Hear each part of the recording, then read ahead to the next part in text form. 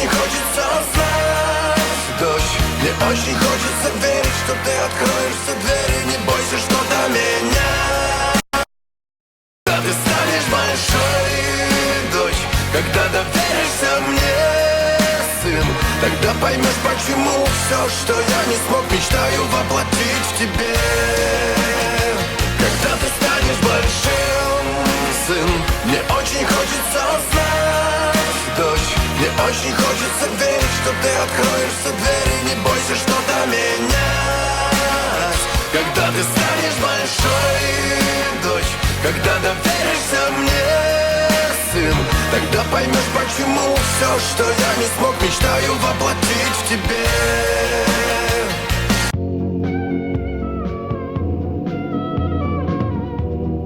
Я Барух Авраамович. Всех любящих Израиль приглашаю в эфир на передачу от партии «Библейский блок в Израиле». Каждый понедельник в 2 часа дня на Slavic Family Radio. Мы уезжаем в Израиль. Доброе утро, Портленд. Вернее, добрый день, Портленд. Прекрасный понедельник. Сегодня 16 декабря. Я, Барух Авраамович, приветствую вас от нашей новой партии «Первой» в Израиле. Библейский блок в Израиле. Сегодня вы услышите последние новости о ситуации, политической ситуации в Израиле. У нас в эфире, как обычно, Ави Липкин. И мы сейчас же проверим наш микрофон. Ави, шалом. Шалом, добрый день. Shalom, добрый день. So it seems that we have perfect connection today, and we have an hour show. You're here on Portland Slavic Family Radio 11:30 a.m. And I want to welcome you back. We want to hear. I'm sure that everyone heard about what's happening in Lebanon. And can we start from those news? Sure.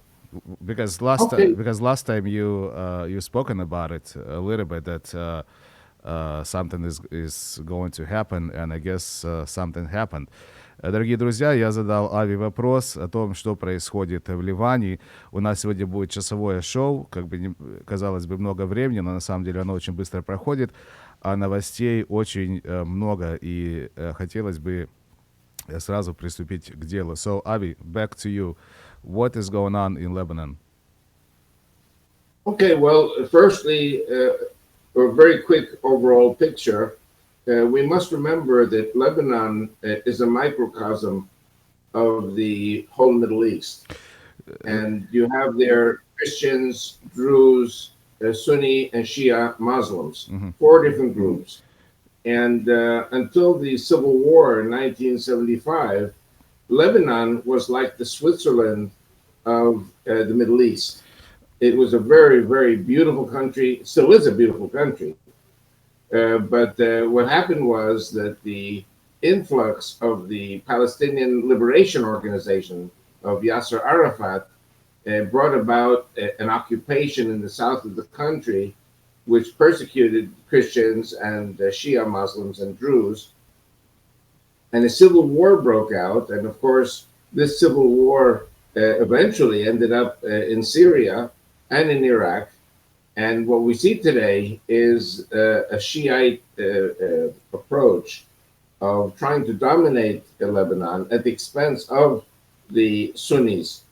Avi, I have to stop you because I have to translate. Sorry. Yeah, I know it's much easier just to do the show in English, but I do have to translate. Ави сказал очень много, я постараюсь в 2 словах вам объяснить, что он сказал. В любом случае, Ливан являлся до 1975 года таким процветающим государством, где жили совместно и христиане, и мусульмане, и друзы, и другие народности. Но после 1975 года, когда там произошла революция, то он начал меняться, и, в общем-то, все распалось. Сейчас туда, там очень сильное влияние имеют шиитские организации, как Хизбалла, и они поддерживаются Ираном, и Сирией, и Ираком еще вот в то время. И поэтому сейчас это очень нестабильный нестабильный регион. Окей. And so what you have here is the Switzerland of the Middle East completely disintegrates, and what you have is regional alliances which extend into Syria, and so it's a mess. Syria is a mess, Lebanon is a mess, Iraq is a mess, and it is a constant battle between the different groups there. И что сейчас происходит, что в Иран заходят, или вернее уже зашли, и они все еще стараются там управлять, это всякие организации, которые выходят из Сирии и из других мест, как вот я сказал, Иран и Ирак, и там вот есть другие террористические такие организации, которые стараются просто вмешаться туда и перенять силу в Ливане и использовать Ливан, потому что он самое близко находится к Израилю. So you also have to add to this the endemic corruption in Lebanon. As a rich country, there are many, many rich people and powerful people, and so the common people are suffering from the corruption of the rich leaders. Ну и, конечно, нужно прибавить к этому ко всему, что Ливан, там есть очень много богатых людей, и сама страна была, она богата ресурсами, и там очень сейчас много коррупции. One of the interesting things about Lebanon is that in 1975, when the Civil War broke out, the Christians were very, very much against the Muslims, especially against the Shiites in the south. And as you may remember, there was a terrible tragedy, terrible massacre, Sabra and Shatila. Maybe you want to translate that. На что нужно обратить внимание, что после 1975 года, когда была революция, то христиане, они были очень сильно настроены против мусульман, особенно против шиитских мусульман, которые жили на юге. И если вы знакомы с этой войной, то там было такое массовое убийство в городе, который назывался Сабра. Окей. Now, of course, you probably remember that Israel did go into Lebanon in, I think it was in 2000, in the year 2000. No, 2000 was the year that Israel pulled out of South Lebanon, but Israel, 1982, yes, 1982 was the Lebanon War, and the Israelis came in ostensibly to protect the Christians and also to protect the south of Lebanon and north of Israel from PLO attacks. И если вы помните, что Израиль в 1982 году, он вошел в Ливан, чтобы защитить христиан на юге Ливана, и вышел оттуда в 2000 году. And at first, the Israelis were welcomed by the Shiites in the south of Lebanon, but later Iran decided to create the Hezbollah terrorist movement. Поначалу израильтян принимали с распростертыми руками, даже шииты, которые жили на юге, но впоследствии Иран создал Хизбаллу, и все поменялось. And again, making a very long story very short, in the year 2000, Israel withdrew from the south of Lebanon because of the bloody casualties of Hezbollah. И в 2000 году Израилю пришлось уйти из Ливана, потому что было очень много жертв по причине Хизбаллы. And so there were many, many Christians who fled with the Israeli army into Israel, and many of those Christians actually have returned to their homeland, to Lebanon. В то время много христиан ушли из Ливана вместе с израильской армией. С того времени многие вернулись обратно в Ливан. And so the Christians who originally were allies of Israel in Lebanon found themselves now all alone. И в то время те христиане, которые были друзья с Израилем, сейчас они как бы так вот посередине остаются.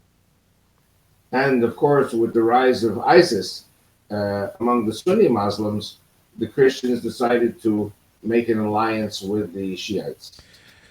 И сейчас, так как образовалась ISIS некоторое время назад, то эти христиане, они решили присоединиться к шиитам-мусульманам.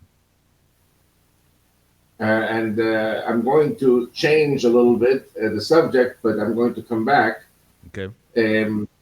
If you look at Syria, Syria is exactly like Lebanon, just much bigger.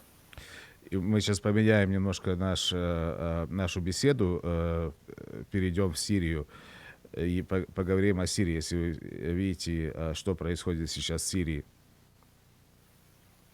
One of the groups in Lebanon is the Druze. Есть одна группа в Ливане, называется друзы. And the Druze are well known that they are loyal to the country in which they live. И друзы, они известны тем, что они являются подданными, и они дружат с той страной, где они проживают. So you find the Druze communities in Jordan, in Syria, in Lebanon, and of course in Israel. И вы найдете общество друзов в Сирии, в Ливане, в Иордании и также в Израиле. And an interesting thing that happened was that as ISIS surrounded a Druze community of 700,000 in the south of Syria. И что интересно, когда ISIS окружила друзовское место проживания, где проживало около 700 тысяч друзов в Сирии. And the plan of the ISIS was to kill 700,000 Druze. И план ISIS был, чтобы уничтожить всех этих 700 тысяч друзов. Now the Druze in Syria serve in the army of Bashar al-Assad. И сирийские друзы, они проходят службу и лояльны армии Асада Башара в Сирии. So of course they are the enemy of the Sunnis. И, конечно, получается, что они таким образом становятся врагами суннитов. So the Druze of Israel, who also are loyal to Israel, said to Netanyahu, we have to help the Druze in the south of Syria. И тогда друзы, которые проживают в Израиле, и которые тоже лояльно относятся к правительству Израиля, они попросили Нетаньяху, чтобы помочь друзам в Сирии. We had a minister in the government by the name of Ayub Kara. У нас есть министр в правительстве Аюб Кара, он является друзом. And he said to Netanyahu, we have to go to Syria to help our brothers on the mountain of the Druze. И он сказал Нетаньяху, что нам нужно войти в Сирию и помочь нашим братьям-друзам. And they said to Netanyahu, either we conquer the south of Syria, or you let us Druze of Israel volunteer and we go privately to defend our brethren in Syria. И они тогда сказали Нетаньяху, что или же Израиль должен оккупировать южную часть Сирии, чтобы спасти друзов, или же позволить нам, друзам, сделать волонтерские отряды и самим войти и спасти наших братьев. This was just before the Russian entry into the Syrian civil war. Это было прямо перед тем, как Россия вошла в Сирию, чтобы остановить гражданскую войну. And at that time, President Bashar al-Assad was losing the war. В то время президент Башар Асад, он проигрывал войну. And they said to the Druze, they said, we cannot help you anymore. И они тогда сказали друзам, сирийцы, что мы не можем вам помочь больше. So I think it's interesting that the Russian entry into Syria saved Israel from having to invade the south of Syria. Что можно сказать, что было интересным, что русское вмешательство в Сирии сохранило Израиль против того, чтобы войти в Сирию и оккупировать южную часть. Because if ISIS had won in Syria, the Druze, the Christians, and the Shiites would all be killed. Потому что если бы ISIS выиграл в Сирии, то друзы, христиане и сирийцы все были бы просто убиты. The problem, though, is that 10 million Sunnis were expelled and 600,000 Sunnis were killed in the civil war. Проблема в том, что 10 миллионов суннитов, они были выдворены из страны, и 600 тысяч погибших. And the same applies to the Kurdish people in the northeast of Syria. И то же самое относится и к курдам, которые проживают на севере Сирии. So actually, if you will allow me to say that I consider myself rather objective, И если вы мне позволите так сказать, меня, в общем-то, считают, что я объективно смотрю на ситуацию. the Russian entry into Syria was actually to protect all the different minorities in Syria at the expense of the Sunnis. То, что русские вошли в Сирию, на самом деле, оно сохранило жизни разным малочисленным народам, которые там проживали. And it saved Israel from having to become active in the civil war. И сохранило Израиль от того, чтобы Израилю войти и воевать тоже в Сирии в этой гражданской войне. So let us go back to Lebanon. И сейчас мы возвращаемся в Ливан. So what you find in Lebanon today, primarily ethnically, is an alliance of the Shiites, the Druze, and the Christians against the Sunnis. Что вот мы сегодня находим в Ливане, это объединение друзов, христиан и мусульманов против against the Sunnis, right? Against the Sunnis, correct. Против суннитов. So really, you can say that Lebanon is simply an extension of Syria. И можно смело сказать, что Ливан это тоже просто как продолжение того, что происходило в Сирии. And Lebanon was taken away from Syria by the French because of the Christian majority in Lebanon at that time. И Ливан был забран у французов как колония их из-за того, что там распространились сунниты. Lebanon was considered the only Christian Arabic country. Вернее, потому что там была большая концентрация христиан. И Ливан, его тогда считали как единственная христианская страна. So as the years went by, we see a decrease in the Christian population because the Christians emigrated away from Lebanon. И так как время проходит, мы видим, что христианское общество, оно все больше и больше уменьшается в Ливане, потому что христиане оттуда просто уезжают. And the Muslim birth rate, of course, was greater, and so today Lebanon, as a Christian country, is only a memory. И так как мусульманская популяция, она растет, потому что у них очень много детей рождается, то христианское общество просто все меньше и меньше и меньше становится.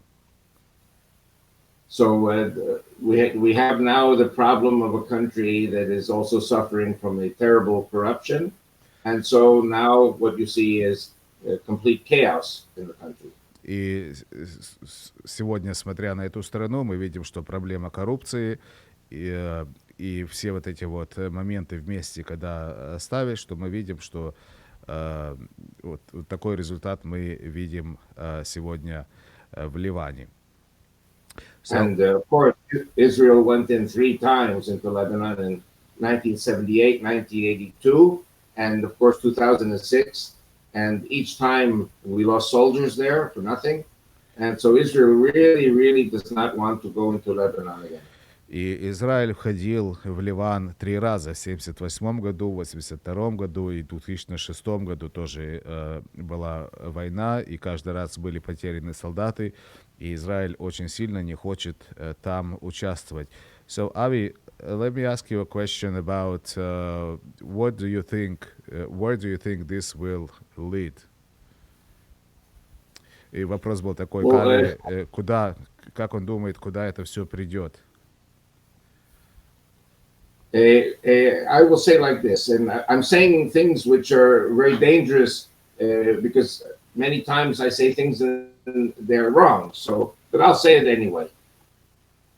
Я отвечу, как то, что я думаю. Иногда то, что я думаю, оно так не случается, но я вам все равно скажу именно правду о том, как я думаю.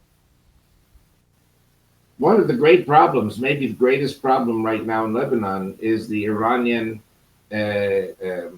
direction to Hezbollah on what to do in Lebanon. Самая большая проблема сейчас в Ливане — это иранское присутствие и иранское давление на Ливан, или что делать с Ливаном. Iran is pouring a lot of money to the Hezbollah in Lebanon to impose a pro-Iranian regime, pro-Iranian reality. Иран направляет много денег для организации Хизбалла, чтобы использовать Хизбаллу в своих целях. The same, of course, in Syria, and the same, of course, in Iraq. И то же самое происходит в Сирии и в Ираке. And, of course, the same in Yemen. И такое же происходит в Йемене. Now, what I think we see happening is that this system is collapsing in Iran. Что мы видим сейчас происходит, что эта система, она на самом деле ломается внутри самого Ирана. Iran is a very rich country with its oil.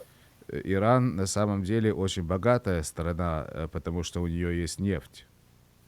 And yet the Iranian people, who are good people, they are suffering very much from this crazy religious fanatic leadership. И хотя сами иранцы, они хорошие люди, но они очень сейчас страдают от своего тиранского правительства. So I have a feeling that at some stage the Iranian nationalists are going to succeed over the Iranian religious fanatics. И у меня есть такое чувство, что иранские националисты на самом деле победят иранское правительство и иранскую верхушку. When that happens, the Iranian influence will end or will be much less in Iraq, Syria, Lebanon, and Yemen. И когда это случится, то иранское распространение и помощь этим странам, как Ливан, Сирия, Ирак, Йемен, она, если не прекратится, то намного уменьшится. So when you have a vacuum, the vacuum very often gets filled. И когда у тебя происходит вакуум, то кто-то заходит на это место. And one of the things I've been saying for a long time is that I see a new rise of the Sunni Islam in countries like Jordan, Turkey, Saudi Arabia, and we may see again a rise of the Sunni Islam in Lebanon. И как я говорил раньше, и сейчас хочу сказать, что мы можем увидеть что сунниты очень сильно, во-первых, заполнят тот вакуум, и от этого поднимется суннитское давление в этих вот странах, в Иордании, в Сирии, в Ливане, в Саудовской Аравии. And at any given moment, if the Russian military pulls out of Syria, the Sunnis will come back. И в любой момент, если российская армия уйдет из Сирии, то сунниты сразу же вернутся, вернее, шииты. So this is the situation that Lebanon is in. It's a situation of Syria, of Iraq, and of course Iran. И вот такая вот ситуация сейчас происходит в этих странах, в Ливане, в Сирии, в Иране, в Ираке, вокруг Израиля. So let's get back to our beloved homeland, Israel. Considering everything that's happening around it, and now officially back to the third elections. И сейчас мы возвращаемся к Израилю, потому что если вы знаете, если вы не знаете, то мы вам сейчас сообщим, что в Израиле официально решили идти на третьи выборы 2 марта. You know, they are talking about the Israeli economy, that in spite of the fact that we are going to our third election, and there's complete, how shall I say, non-government, and the Israeli economy is doing extremely well.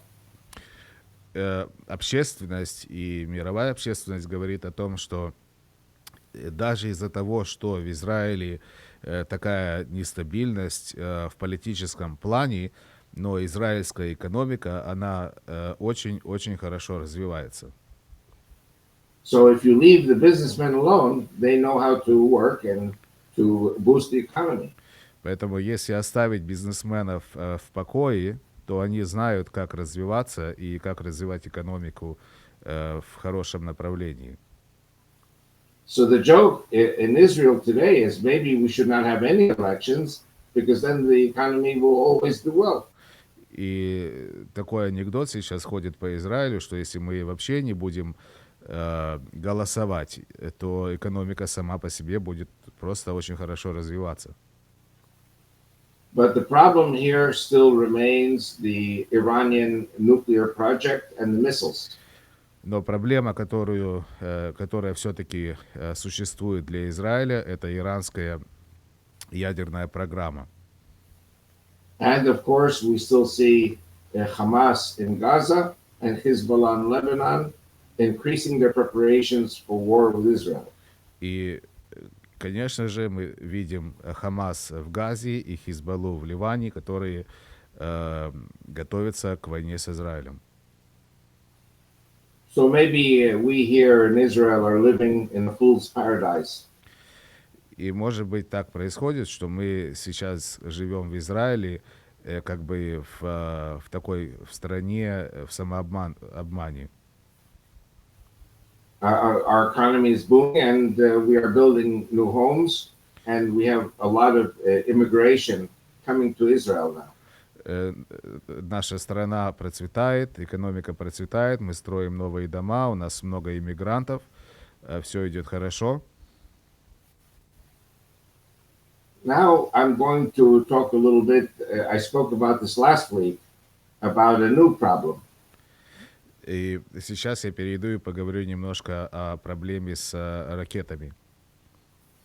So, as you know, we have discovered gas in the Eastern Mediterranean. Вернее, не с ракетами, а с новыми проблемами. Как вы помните, в прошлый раз мы говорили о том, что Израиль нашел газ в Средиземном море. And we have gas in the Leviathan and in the Tamar fields. И у нас есть два больших поля в море, называется Левиафан и Тамар. And this, of course, eventually is going to be a very big boon to the economy in Israel.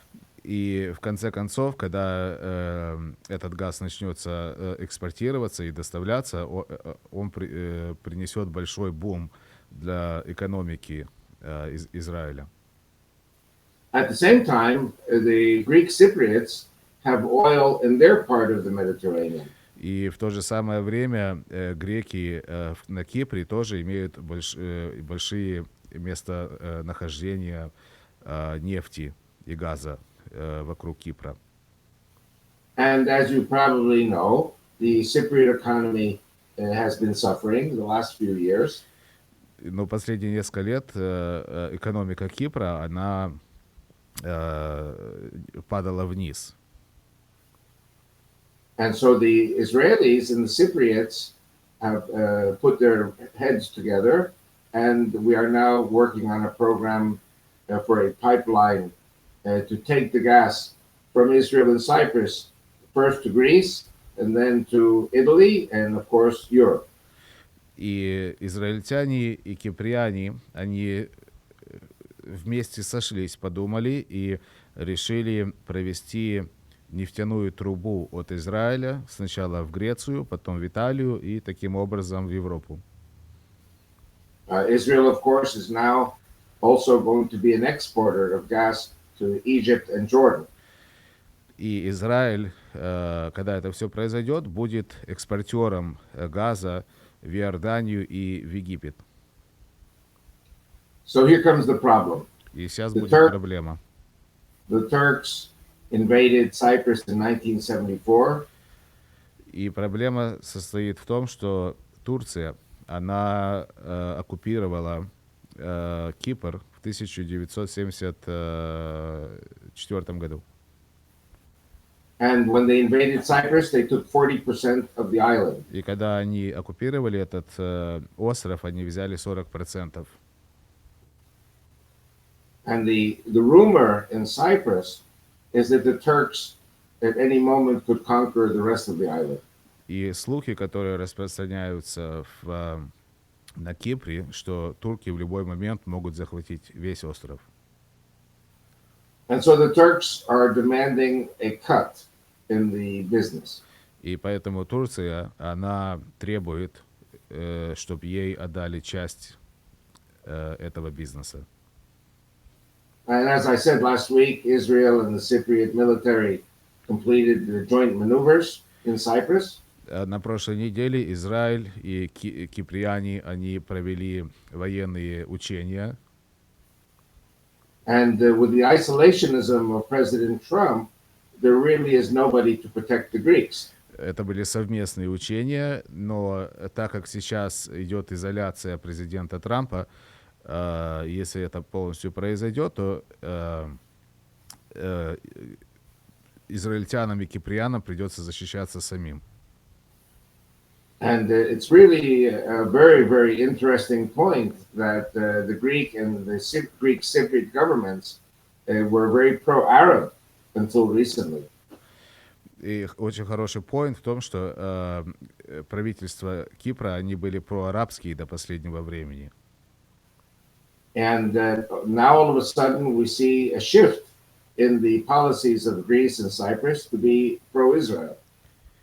Вернее, Греция и Кипр, они были проарабские, а в последнее время мы видим, что эти страны, их правители, они поменяли свое направление к дружбе с Израилем.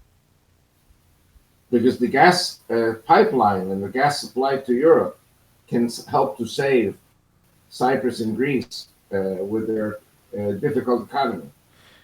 Потому что эта нефтяная труба, которая пройдет в Грецию, в Италию и потом в Европу, она очень сильно поможет Кипру. And so the Turks made a military pact with Libya so that the ocean area will block the Israeli-Greek pipeline. И Турция сделала договоренность с Ливией, что та остановит, будет препятствовать этой проведению трубы, газовой трубы в Европу с Израилем. And Turkey is saying that they are open to negotiations. И Турция заявила, что они, в общем, открыты к обсуждению этого вопроса. Also, the Turks claim that they represent the Lebanese.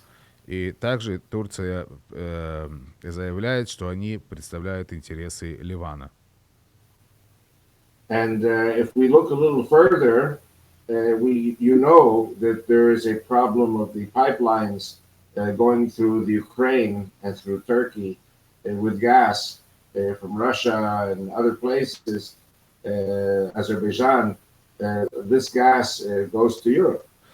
И также мы знаем и видим, что существует большая напряженность и проблема с переводом газа из России и вот через Украину в Европу, там вот Азербайджан, в эти страны. And these pipelines can be closed at any moment. И эти трубы могут быть закрыты в любой момент. Which would mean that the Israeli-Greek pipeline would be even more strategic. Что будет означать, что труба, которая будет исходить из Израиля, она станет более стратегической. So basically, there's one of two possibilities: either make a deal with the Turks or a war. И, в общем, остается два выбора. Или же договариваться с турками, или же война. And so don't ask me, because I don't know what the decision will be. Как бы меня не спрашивайте, я не знаю, какое будет решение. So, Avi, let me ask you a question. Now, this Israeli pipeline, I mean, if it's gonna reach Europe, basically it's gonna take away Russian business. Exactly. И вопрос такой, что когда эта труба дойдет до Европы, израильская, то, соответственно, это будет конкуренция России. And then that will be the scenario for the Russia to unite with Turks to fight Israel. This is something that has to be considered. I don't think that President Putin is so close to Erdogan because of his blue eyes, or maybe even the SS-300s. I think that we are looking at a new reality with the oil and gas going from the Middle East, from the gas pipeline going from Israel through Cyprus, through Greece, to Italy. И мой вопрос был такой, что когда газовая труба из Израиля достигнет Европы, то, соответственно, это будет конкуренция для российского газа. И это может быть такой сценарий, более открытый сценарий для России соединиться вместе с Турцией против Израиля, так как получается, что Израиль забирает рынок. Avi, what are the dates for this gas to start pumping to Europe? Actually, for the pipeline to be finished and... Well, firstly, the Israeli supply will begin in 1 month. We are going to get our first gas in 1 month. Вопрос был такой, какие даты, на какие даты мы смотрим, когда газовая труба будет все-таки построена и газ начнет поступать в Европу. Ави ответил, что через месяц мы уже начнем получать газ в Израиле. And the next stage will be Egypt and Jordan. Следующий этап будет Египет и Иордания. So the pipeline to Europe, I don't know how many years it will take, but this is going to be the longest underwater pipeline in the world. Я не знаю, сколько возьмет времени, чтобы построить эту трубу, но это будет самая длинная подземная, подводная труба вообще в истории, в мире. There's also another consideration, and again, I don't know if I am out of place here, but I don't know. I think that the history of of Russia and the Turks is not a good history. Еще один есть такой момент, может быть, я немножко не прав, но я думаю, что история России и Турции — это нехорошая история. And it might be that the Russians will give the Turks the impression that they are the allies of the Turks. И я думаю, что Россия даст туркам такое, так помыслить, что они являются друзьями. In order to encourage the Turks to go to war with Israel and the Greeks. Для того, чтобы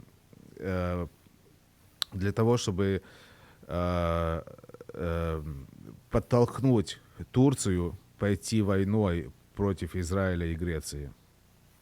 The Russian plan could be, I'm just guessing, would be to see the fall of Turkey as a result of a war with Israel.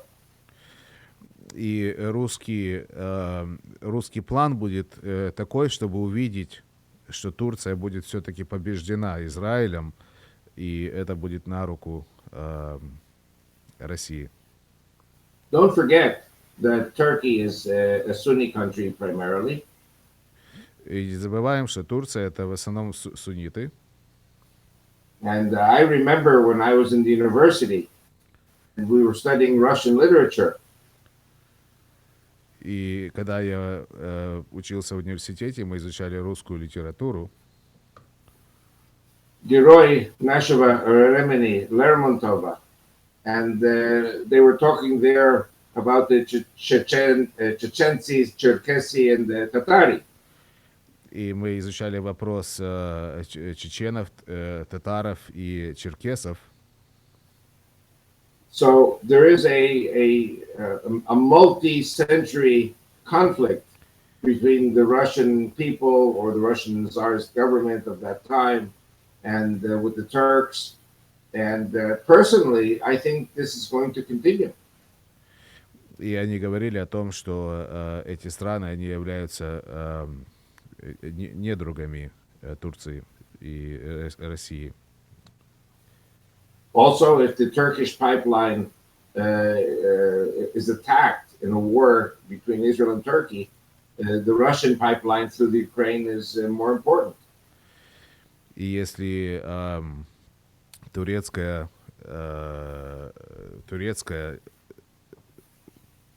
линия газовая будет атакована, то тогда русская линия будет более важна. Through the Ukraine. Через Украину. So there are many different aspects which could happen. Поэтому есть много аспектов, что может случиться.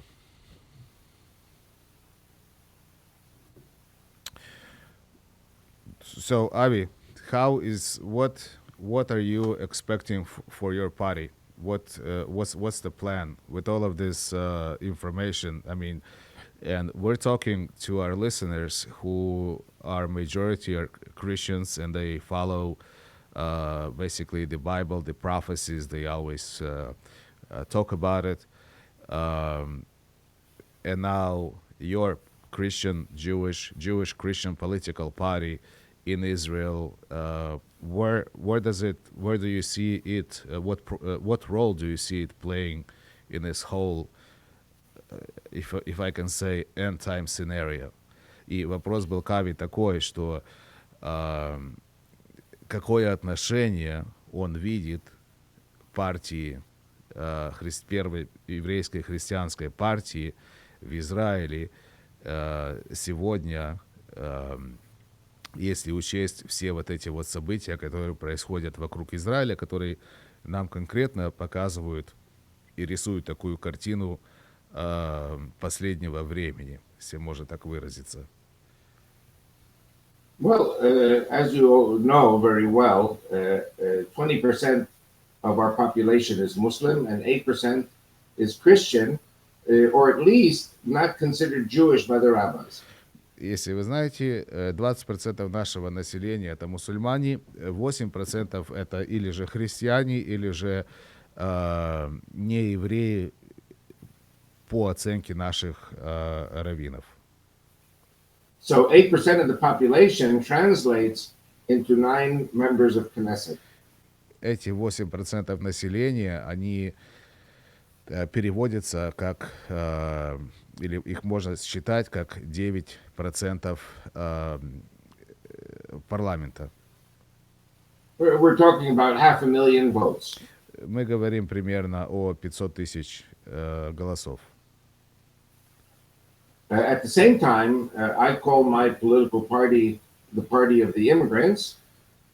В то же самое время я называю нашу партию партией иммигрантов. We are talking about Russian-speaking people from Russia, Ukraine, Belarus. Мы говорим о русскоязычном населении. Это Россия, Украина, Белоруссия. That's 400,000. Это 400 тысяч человек. The Jewish Russian speakers vote primarily for Lieberman or the Likud. Еврейское русское население в основном голосует за Либермана или Ликуд. The Christians have no representation. Христиане не имеют никакого представительства в парламенте. Also, many of the Ethiopian immigrants are Christian. И также много эфиопских иммигрантов, они христиане. But I have my eyes now on the 10 million immigrants potentially from the United States and the West. Я сейчас рассматриваю 10 миллионов предполагаемых иммигрантов из Соединенных Штатов и вообще из западных стран. We have in America 6 million Jews who are married to about 4 million Christians. Мы имеем в Америке примерно 6 миллионов евреев, которые женаты или замужем на 4 миллионов христиан. We already see the attacks on Jewish people and communities increasing in the United States. И мы видим, что еврейское общество, оно подвергается все больше и больше к террористическим актам и в Америке, и в Европе. I've been warning about this for 20 years already. Я об этом предупреждал и напоминал больше 20 лет уже. Today, the Jews are 7 million and the Christians are 500,000. Сегодня в Израиле евреев 7 миллионов и христиан 500 000. When 10 million immigrants come to Israel, we will have 6 million added to the 7 is 13 million. And when 4 million Christians are added to 500,000, 4.5 million. So do the mathematics, it's about 20 to 30% of the population of Israel will be Christian. И если эти 10 миллионов приедут, то мы говорим, что будет где-то 13 миллионов евреев плюс 4,5 христиан. И поэтому, если сделать математику, то мы говорим о 20 или 30% голосов. Now, because we already participated in 2 elections and are getting organized now for the 3rd election, many people understand that this party is serious. И так как мы уже 2 раза шли на голосование и подготавливаемся к 3-му разу, то многие люди начинают понимать, что наша партия — это серьезная партия. Many Christians or Messianics voted for the Likud or for Lieberman's party because these are the parties they always voted for. Многие христиане, они голосовали за Либермена или же за Ликуд, потому что они понимали, что эти партии, потому что они за них всегда голосовали. But I think, there's a saying in English, nothing succeeds like success. Но есть такое выражение на английском, ничего так не продвигается вперед хорошо, как положительные вещи.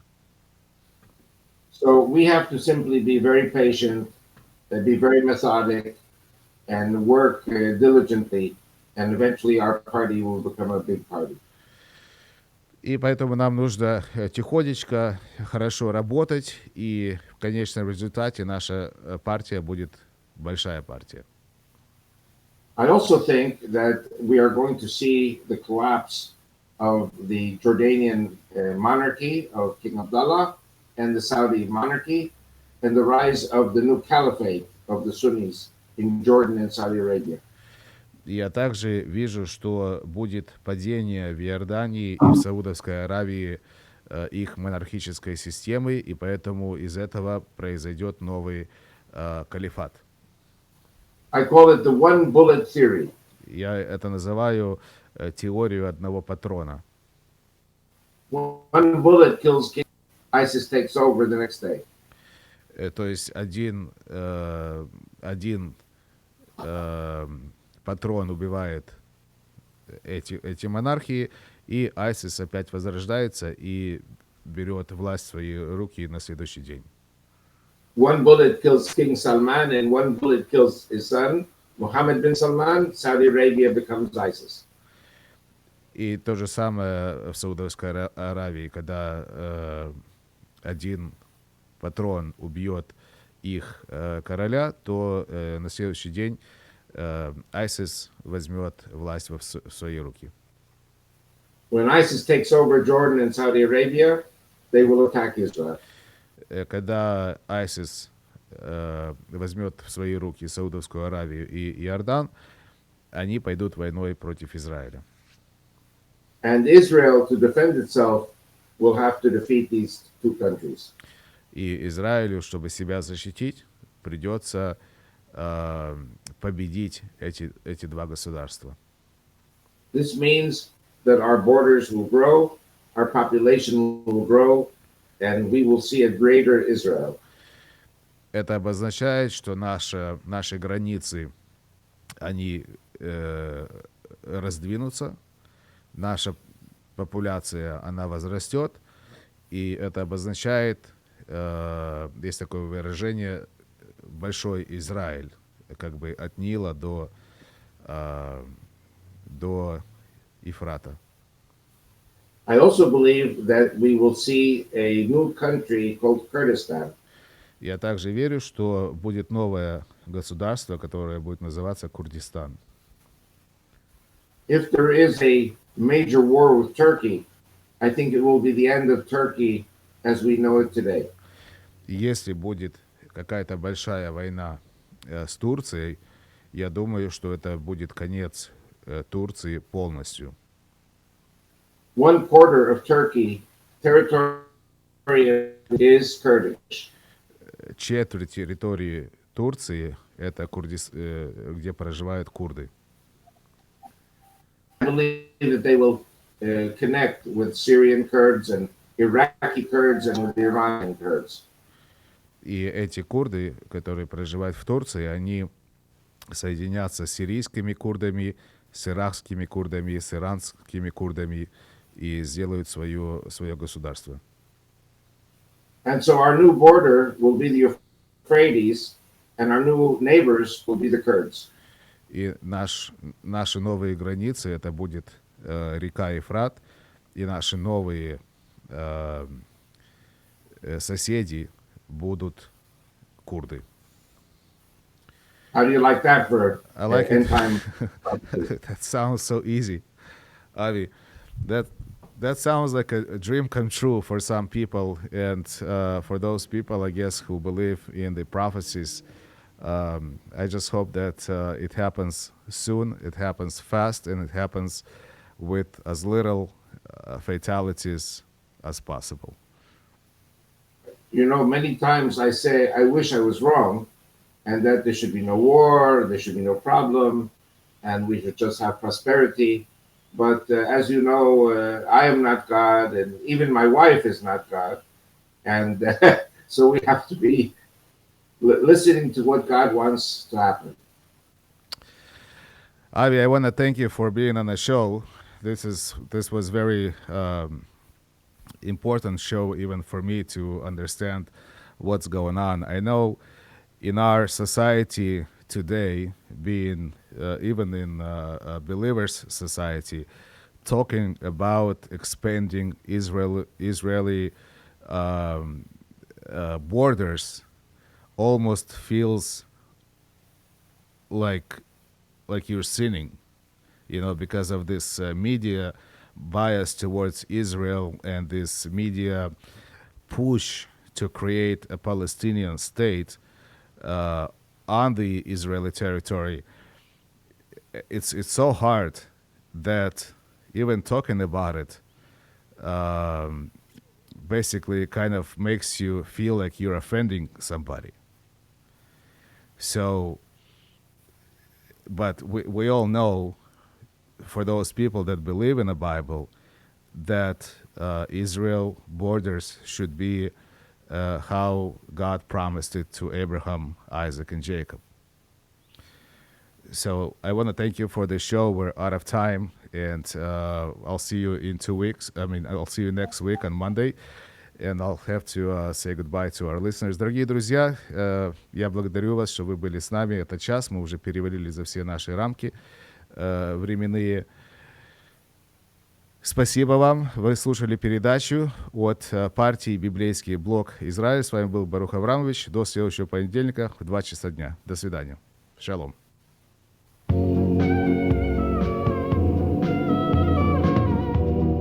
Я Барух Авраамович. Всех любящих Израиль приглашаю в эфир на